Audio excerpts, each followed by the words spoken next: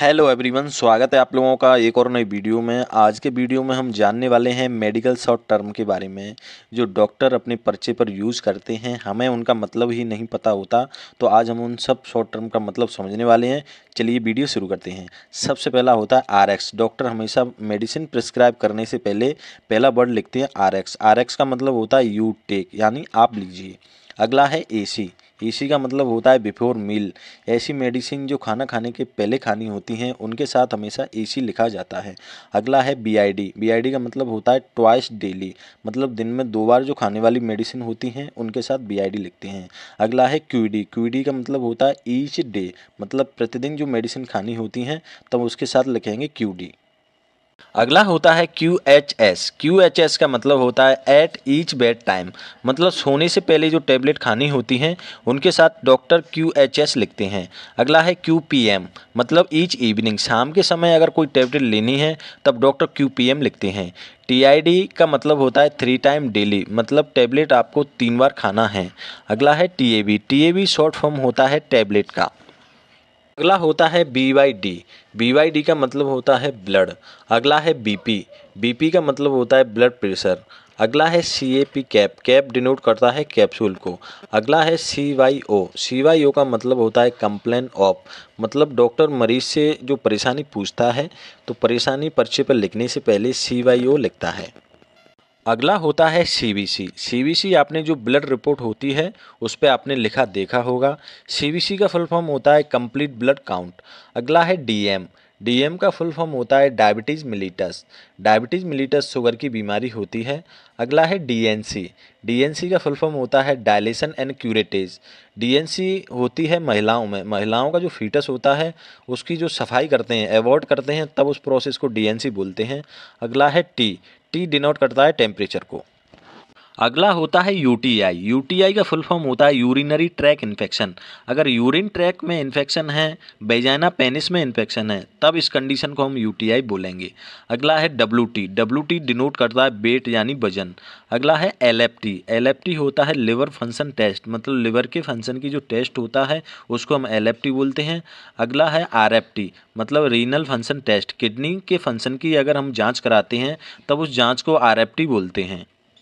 अगला होता है सीआरपी। सीआरपी का फुल फॉर्म होता है सी रिएक्शन प्रोटीन, मतलब ब्लड में जब इन्फेक्शन होता है तब सीआरपी की जो वैल्यू है वो बढ़ जाती है। अगला है ईएसआर। ईएसआर का फुल फॉर्म होता है एरिथ्रोसाइट सेडिमेंटेशन रेट, मतलब जो आरबीसी है उसका जो सेडिमेंटेशन रेट कितना है इसका पता लगाने के लिए ईएसआर टेस्ट कराते हैं।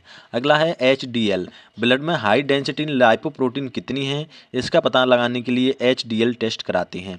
अगला है एलडीएल, मतलब लो डेंसिटी लाइपोप्रोटीन, ब्लड में लो डेंसिटी की प्रोटीन कितनी है इसका पता लगाने के लिए एलडीएल टेस्ट कराते हैं। अगला मेडिकल टर्म है एपेक्स। एपेक्स का मतलब होता है फ्रैक्चर, यानी हड्डी का फ्रैक्चर होना।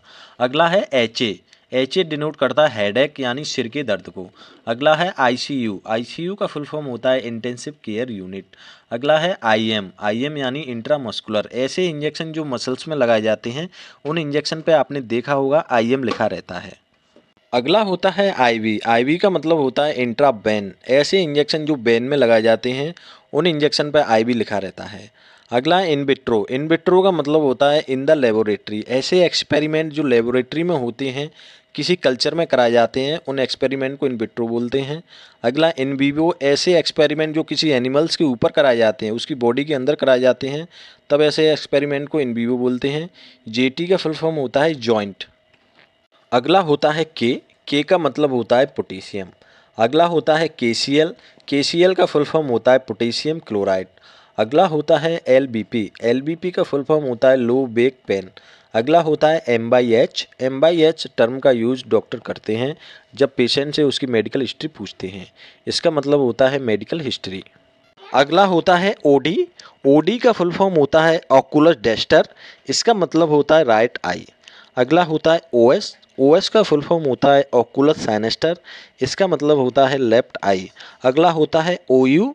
ओयू का फुल फॉर्म होता है ऑकुलस ऑटरक्यू, इसका मतलब होता है बोथ आई, मतलब दोनों आँखें। अगला होता है पीयूडी। पीयूडी का फुल फॉर्म होता है पेप्टिक अल्सर डिसीज। अगला होता है FSH। इसका फुल फॉर्म होता है फॉलिकल स्टिमुलेटिंग हार्मोन्स। ऐसा हार्मोन जो फॉलिकल को स्टिमुलेट करता है उसको फॉलिकल स्टिमुलेटिंग हार्मोन बोलते हैं। अगला होता है TSH। TSH का फुल फॉर्म होता है थायराइड स्टिमुलेटिंग हार्मोन्स। ऐसा हार्मोन जो थायराइड ग्लैंड को स्टिमुलेट करता है उसको थायराइड स्टिमुलेटिंग हार्मोन बोलते हैं। अगला होता है ADH। ADH का फुल फॉर्म होता है एंटी डायूरेटिक हार्मोन्स।